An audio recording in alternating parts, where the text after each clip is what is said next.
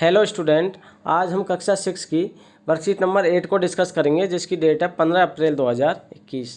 सबसे पहले बच्चों, आप इसमें अपना नाम और अपने कक्षा अध्यापक का नाम यहाँ पर जरूर लिखें, ठीक है बच्चों। और यदि आपने अभी तक हमारे चैनल को सब्सक्राइब नहीं किया तो सब्सक्राइब कर लें और वीडियो देखने के बाद लाइक और कमेंट जरूर करें। तो देखिए बच्चों, जब मैं बहुत छोटी थी तब माँ ने हम तीनों बहनों के लिए एक बॉक्स में टॉफ़ियाँ रखी थी और कहा कि हम तीनों बराबर बांट लें, उन टॉफ़ियों को तीनों बराबर बांट लें। मैं दीपा घर पर सबसे पहले पहुंची और मैंने अपना हिस्सा लिया और बाकी के 2 हिस्से छोड़ दिए। तो सबसे पहले दीपा घर पहुंचती है और वह अपना हिस्सा ले लेती है और बाकी के 2 हिस्से छोड़ देती है। मेरी बड़ी बहन, दीपा की बड़ी बहन सिया घर पहुंची और उसने सोचा कि वह सबसे पहले घर पहुंची है। किसने? सिया ने। तो उसने भी अपना हिस्सा लिया और बाकी के 2 हिस्से छोड़ दिए।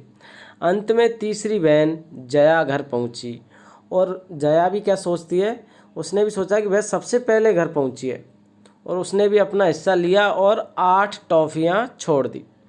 जब हम तीनों बहनें शाम को मिली तो हमें पता क्या चला कि क्या हुआ था हमारे साथ, और माँ ने बची हुई जो 8 टॉफ़ियाँ थी वो हमें बांट दी ताकि हम तीनों को समान टॉफ़ियाँ मिले। तो बच्चों, तीनों बहनों को समान टॉफ़ियाँ मिलनी चाहिए। इस तरीके से उसकी माँ ने अंतिम बची हुई 8 टॉफ़ियाँ उन्हें बांट दी। तो अभी आपने इसे पढ़ लिया ध्यानपूर्वक। अब नीचे जो प्रश्न है उस पर चर्चा करेंगे, ठीक है बच्चों। तो पहला प्रश्न है, माँ ने 8 टॉफ़ियाँ किस प्रकार बांटी? दीपा, सिया और जया को कितनी कितनी टॉफ़ियाँ मिली? तो बच्चों, हम पहला प्रश्न हल करते हैं। देखिए, तो सबसे पहले आपने अभी पढ़ा कि दीपा सबसे पहले घर पहुंचती है और वह अपना हिस्सा रख लेती है और बाकी के 2 हिस्से छोड़ देती है। इसके बाद सिया पहुंचती है, फिर जया पहुंचती है और वो सोचती है कि हम पहले पहुंचे हैं, और उसके बाद अपना हिस्सा लेती है बची हुई में से और 2 हिस्से अपनी बहनों के लिए छोड़ देती है। तो हमने माना कि टॉफ़ियाँ थी बच्चों 27, ठीक है। और 27 में से 9 दीपा जब पहले घर पहुंचती है तो 9 अपनी रख लेती है, ठीक है बच्चों। कितनी रखती है? 9 टॉफ़ियाँ दीपा रख लेती है और 18 यानी 9 अपनी दोनों बहनों के लिए छोड़ देती है। तो टॉफ़ियाँ होगी बच्चों 27, ठीक है, 27 टॉफ़ियाँ। इसके बाद सिया घर पहुंचती है, उसकी बड़ी बहन, और जो 27 में से 9 टॉफ़ियाँ किसने ले ली? दीपा ने। तो सिया घर पहुंचती है तो उसके पास उसको मिलती है 18 टॉफ़ियाँ, ठीक है बच्चों। तो 18 में से वह अपना हिस्सा ले लेती है 6 और 12 टॉफ़ियाँ छोड़ देती है, और 6 अपनी दोनों बहनों के लिए टोटल 12 टॉफ़ियाँ छोड़ देती है, 2 हिस्से छोड़ देती है, ठीक है बच्चों। इसके बाद में 6 टॉफ़ियाँ 18 में से सिया ले लेती है तो फिर बचती है बच्चों 12 टॉफ़ियाँ। और जया लास्ट में पहुंचती है और वह सोचती है कि मैं सबसे पहले पहुंची हूं, तो वह अपने हिस्से की टॉफ़ियाँ रख लेती है 4 और बाकी के 2 हिस्से छोड़ देती है। टोटल टॉफ़ी कितनी छोड़ती है? 8। तो आपको अभी नीचे आपने पढ़ा कि टोटल 8 टॉफ़ियाँ उनके पास बचती है, ठीक है बच्चों। तो माँ उनको इस तरीके से बांटती है कि तीनों बहनों के पास समान टॉफ़ियाँ हो जाए, बराबर। तो अभी आपने देखा कि उनके पास कितनी कितनी टॉफ़ियाँ हो गई। दीपा ने 9 ले ली, सिया के पास 6 और जया के पास 4, ठीक है बच्चों।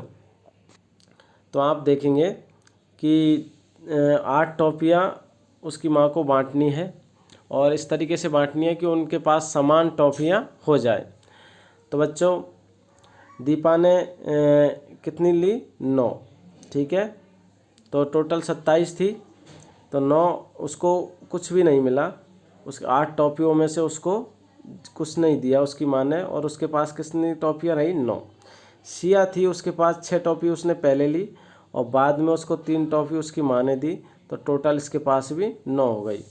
जया ने अपने हिस्से की पहले 4 ले रखी थी, उसके बाद उसकी माँ ने 8 में से 5 टॉफ़ियाँ और दे दी, टोटल इसके पास भी कितनी हो गई? 9 टॉफ़ियाँ।